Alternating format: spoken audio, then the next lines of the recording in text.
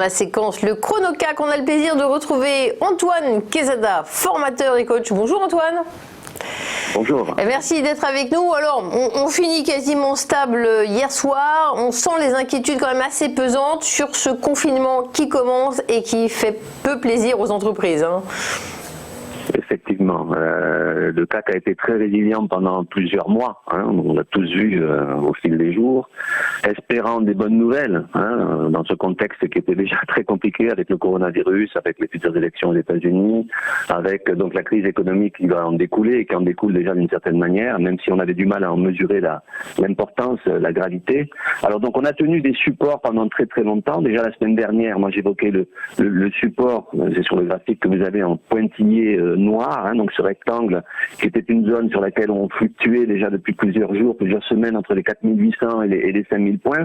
Et ce support des 4800, je l'avais nommé à 4808 exactement, validait une figure de retournement sur un graphique en 4 heures qui était un double sommet, j'en avais parlé vendredi dernier. Et le fait de clôturer, d'enfoncer ces 4808 ou les 4800 pour faire plus simple, n'augurait rien de bon. Et effectivement, on a enfoncé non seulement les 4800, mais différents supports qui sont là de très long terme, que vous avez sur mon graphique, la ligne en rouge ici, un gros support majeur, et surtout la ligne oblique noire inférieure qui est un support de très très long terme, qui est en mensuel, et ce support je l'utilise sur mon graphique, enfin sur mon plan d'architecte en quelque sorte déjà depuis des mois, et le fait de l'avoir enfoncé effectivement montre une grosse fragilité désormais. Bon, ça c'est une évidence, vous allez me dire, tout le monde le voit, mais effectivement pour moi, et je le pensais d'ailleurs même la semaine dernière, je pensais que ce support, donc autour des 4670 points, allait peut-être empêcher d'aller plus bas. Mais il a été enfoncé aussi, et maintenant ce support devient une grosse résistance, par l'effet de cette polarité, donc la grosse résistance des 4670. Et on est nettement en dessous. Aujourd'hui même, on ouvre avec un léger gap à la baisse. Hier, effectivement, vous l'avez signalé, on avait clôturé pratiquement sur le même niveau que l'ouverture, en formant une figure chartiste que les amateurs connaissent bien, qui s'appelle un doji, qui est une figure d'indécision, d'attentisme en quelque sorte, mais effectivement les mauvais résultats d'entreprise et le contexte a fait que cette indécision a plutôt basculé vers plutôt la baisse. Donc on a ouvert en baisse. Alors quoi de neuf et comment gérer cette situation? Donc comme je vous l'ai dit, on a quand même cassé des gros supports ces jours-ci, et ces gros supports donc vont devenir désormais des obstacles.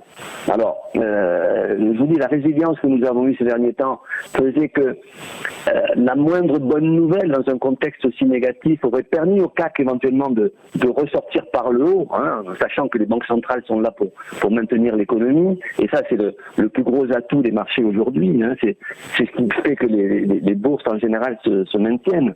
Mais là on est passé un cran en dessous, et ça il faut l'admettre désormais.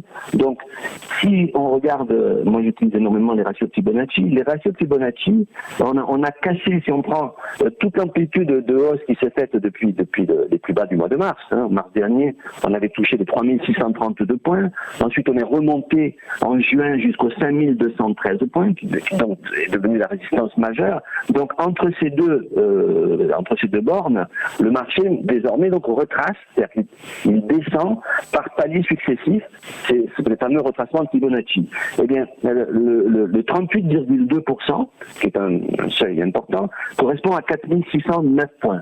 Et on est bien entendu en dessous. En dessous, le seuil naturel, je dirais, c'est les 50% de retracement. C'est un niveau de retracement qui est presque systématique, entre guillemets, lorsqu'on a un mouvement de forte amplitude. Et donc ces 50% de retracement pourraient ramener le CAC, bon, pas forcément aujourd'hui, mais dans les jours qui viennent. En tout cas, ce serait un niveau qu'il serait souhaitable d'atteindre, parce qu'il y en aura très certainement un fort rebond dessus, seront les 4423 points que vous avez sur mon graphique ici.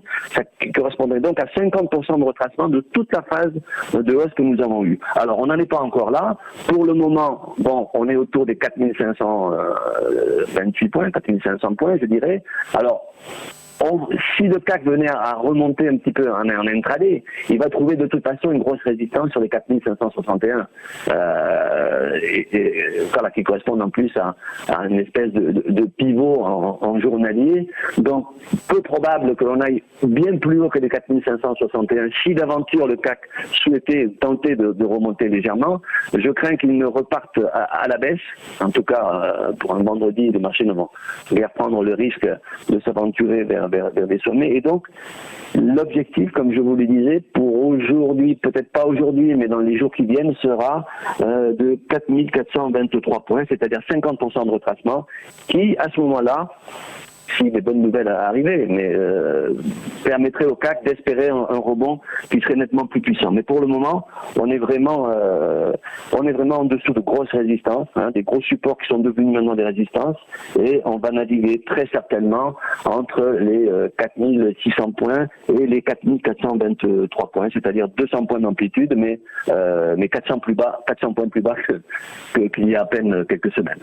Merci beaucoup pour cette analyse, Antoine Quezada. Je rappelle que vous êtes trader formateur. Merci pour ces éléments. Dans un instant, on passe à la séquence Market Movers avec Day by Day, mais d'abord une petite page de publicité.